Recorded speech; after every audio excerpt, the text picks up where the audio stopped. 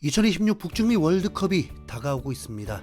최근 아프리카 네이션스컵이 개최되면서 대한민국의 상대인 남아프리카 공화국의 경기가 있었는데 첫 상대가 앙골라였나봐요. 앙골라라면 뭐라고 해야 됩니까? 베트남보다는 좀 더 나은 팀이라고 봐야겠죠. 그런 팀을 상대로 2대1로 승리했습니다. 남아공이 이겼고 2골 넣었으니까 한국이 벌벌 떨어야 하나요? 한국은 분명 태국에게 비기고 팔레스타인에게 비기고 요르단에게 패배하는 일들이 있었습니다. 그거 부인할 수 없죠. 긴장하고 조심하는 건 좋지만 대한민국의 상대가 될 수 없다는 것, 랭킹 22위 대한민국을 인정하고 그 기준으로 상대들을 평가해야죠. 남아공 못 이기면 1994년 볼리비아 사태보다 더 끔찍한 사례로 영원히 남을 것입니다. 대한민국은 이번 월드컵에서 어디까지 갈 수 있을까? 저의 목표치를 들으시고 비판하는 분들도 꽤 많았죠. 대한민국의 월드컵 최고 성적은 4강입니다. 4강. 그리고 16강은 2번을 경험했습니다. 어떤 이들은 운이라고까지 하고 4강을 기적이라고 하기도 하는데, 자, 그러면 한국은 실력으로만 어디까지 갈 수 있었을까? 한국의 역대 베스트 11이라면 어디까지 갈 수 있을까를 좀 고민하게 되었습니다.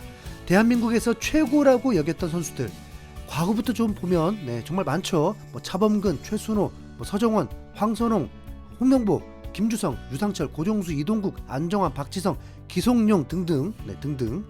그렇다면 한번 상상해 봅시다. 만약 우리가 역대 베스트 11을 뽑아서 한 팀으로 만든다면 정말 어디까지 비벼볼 수 있을까? 이 정도면 FIFA 랭킹이 대체 몇 위가 되는 걸까? 최근 김민재가 한국 역대 베스트 11을 뽑았습니다. 현역 최고의 수비수가 직접 선정한 역대 최강 라인업입니다. 골키퍼 이훈재, 수비수 차두리, 홍명보, 김민재, 이영표, 미드필더 기성용, 이재성, 유상철, 공격수 박지성, 차범근, 손흥민. 어때요? 어느 정도 납득이 되긴 합니다만 이 명단을 보고 있으면 한 가지 고민이 생깁니다. 이강인은 왜 빠졌을까? 프랑스 국가대표인 한 선수는 패스 정확도 최고 선수를 이강인을 뽑았습니다. 탈압박 능력, 볼 컨트롤과 테크닉까지 겸비했고 B클럽에서도 절대 놓지 않으면서 23살에 10번 우승을 해버린 선수. 이강인도 충분히 이 리스트에 들어갈 만합니다. 고종수, 윤정환 같은 선수들도 마찬가지입니다. 이 선수들을 넣자니 그럼 누굴 빼나요? 기술 하나만큼은 누구에게도 뒤지지 않는 선수들입니다. 하지만 김민재가 뽑은 이 11명을 보면 명확한 기준이 보입니다. 체력입니다. 강인함입니다. 활동량입니다. 축구는 기술만으로는 안 된다는 걸 김민재 베스트 11에서 느낄 수 있었습니다. 90분을 쉬지 않고 뛰어야 하고 강한 압박을 견뎌야 하고 상대의 거친 몸싸움을 이겨내야 합니다.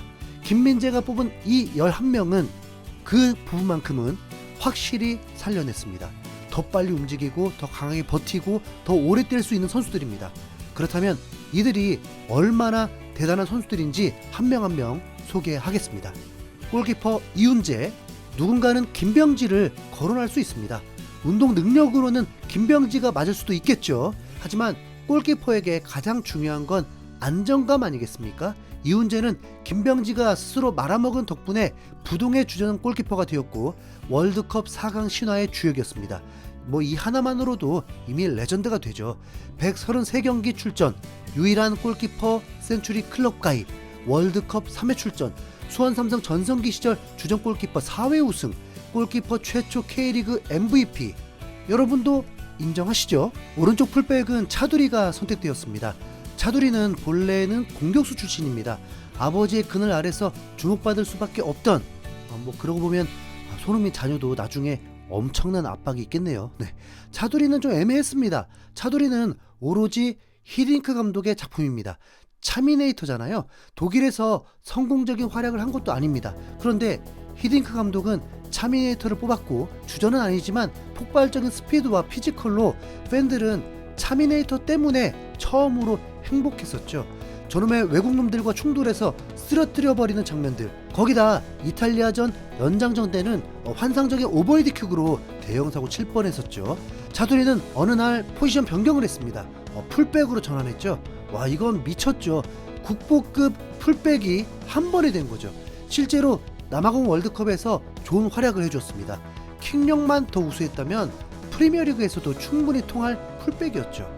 중앙수비수 홍명보, 그가 넘어가겠습니다. 중앙수비수 김민재는 자신을 넣었습니다. 자만일까요? 아닙니다. 김민재는 자격이 있습니다. 김민재를 가볍게 보시면 안 돼요. 김민재는요, 아시아 전체에서 연봉을 가장 많이 받는 선수입니다. 연봉만으로는 손흥민, 전성기보다 더 많은 돈을 받습니다. 현재 소속팀은 바이에른 뮌헨. 끝난 거죠. 나폴리에서 세리에 우승의 주역, 끝난 거죠. 이탈리아 세리에는 세계에서 가장 수비가 강한 리그인데 이 리그에서 최고의 수비수로 인정받았습니다. 김민재가 톱클래스 공격수들을 쓰러뜨리는 거 보고 얼마나 행복했습니까? 나폴리에서는 그 퍼포먼스가 나왔는데 뮌헨에서는 너무 점잖죠.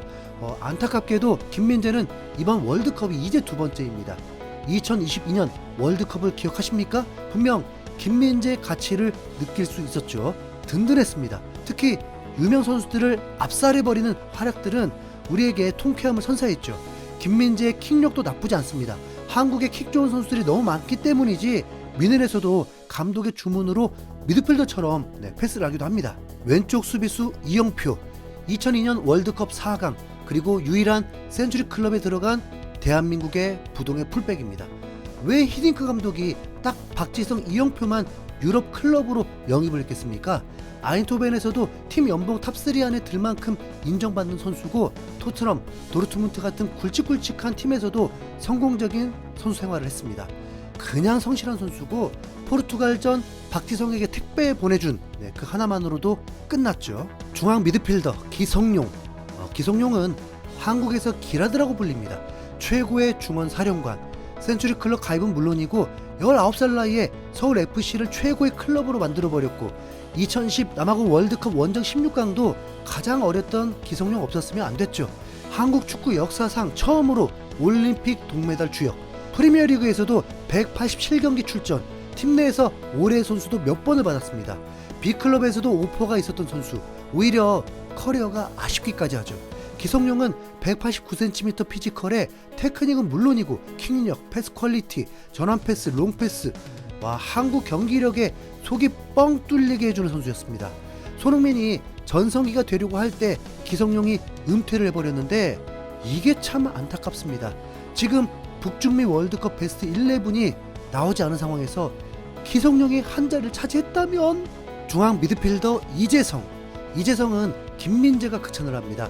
보이는 것보다 보이지 않는 거에 매우 장점이 큰 선수라면서 꼭 필요한 선수라고 손흥민도 이재성을 그렇게 평가합니다. 베스트 11 자리에 이재성 자리가 분명 경쟁이 더 있을 수 있죠. 우선 이강인이 이재성과 경쟁을 하고 싶어 해도 이재성의 활동량을 따라올 수가 없습니다. 개인적으로 이재성의 활동량을 이강인도 똑같이 가능하다면 저는 이강인을 선택하겠습니다. 근데 그랬으면 이강인이 이미 B클럽 주전으로 1000억 유로 선수였겠죠. 이재성은 손흥민과 동갑내기고 꾸준히 함께 국가대표로 활약했습니다. 2025년에 센츄리 클럽까지 가입에 성공했죠. 전북 현대가 최강팀이 되는데 1등 공신 선수, K리그 MVP, 독일에서도 팀의 에이스 7번으로 활약 중입니다. 중앙 미드필더 유상철, 2002년 월드컵의 영웅입니다. 그립네요. 유상철은 1998년 프랑스 월드컵 마지막 3차전에서 동점골을 넣었고 2002년 폴란드전에서 쐐기골을 넣은 선수입니다. 멀티플레이어의 정석이죠. 만능 선수입니다. 분명 미드필더인데 골도 많이 넣었습니다. 일본에서는 리그 22경기에서 17골을 넣으면서 팀 내 최다 득점을 올리기도 했습니다. 센터백에 문제 생기면 유상철이 가면 되고 수비형 미드필더 자리에 문제 생기면 유상철이 가면 되고 골이 필요한 순간이면 스트라이커로 나가면 됩니다. 투지와 체력까지 함께 했다면 그냥 든든한 선수입니다. 오른쪽 윙어 박지성도 사실 멀티플레이어라고 봐야 됩니다. 분명한 건 오른쪽 전문 윙어가 아니죠. 그런데도 박지성이 오른쪽 윙어를 맡는다? 아시아 역대 최고 선수의 손흥민, 박지성, 차범근 셋 중에서 뽑아야 할 때마다 어려움을 주는 선수. 메뉴 팬들은 박지성을 레전드 중에 한 명으로 뽑기도 하고 가장 저평가받는 선수 중 한 명이라고 표현하기도 합니다. 프리미어리그 역대 최고 미드필더의 순위에 들어가 있을 정도입니다. 경력만 봐도 화려합니다. 뭐 이건 이강인도 못 따라와요. 네. 우선 가장 큰 게 2002년 월드컵 4강이 있고 첫 원정 16강 주역, 프리미어리그 우승 4회, 챔피언스리그 우승. 알렉스 퍼거슨 감독은 박지성은 내가 본 선수 중에 가장 성실한 선수다. 세계 최고의 명장이 한 말입니다. 그냥 쉬지 않고 뛰는 선수, 무조건 한 자리는 시작이라고 해야죠. 네. 4-3-3 말고 4-4-2라고 보죠 뭐. 네. 스트라이커 차범근, 한국 축구의 전설입니다. 독일 분데스리가에서 10년 넘게 뛰었습니다. 통산 308경기, 출전 98골. 1970년대와 1980년대에 이런 기록을 세웠습니다. 지금도 대단한 기록인데 그 시절에 이 기록을 세웠다는 게 얼마나 놀라운지 아십니까? 차범근은 아시아 선수가 유럽에서 성공할 수 있다는 걸 최초로 증명한 선수입니다.